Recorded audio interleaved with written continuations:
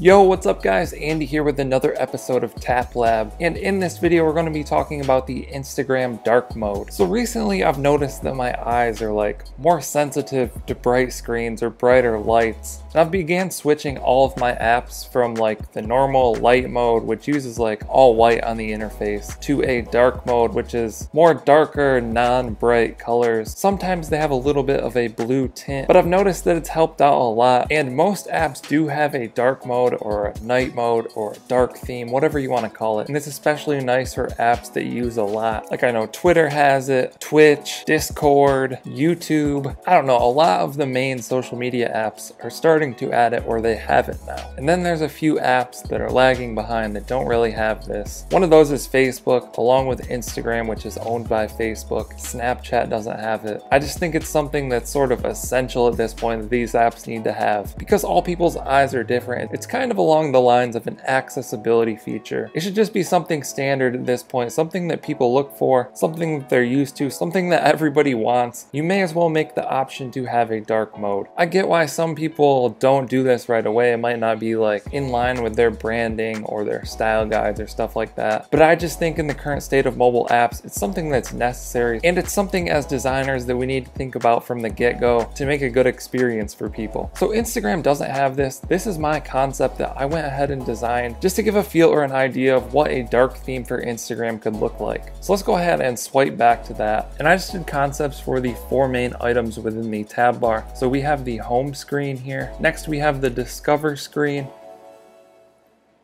We have the notification screen. And then we have the profile screen.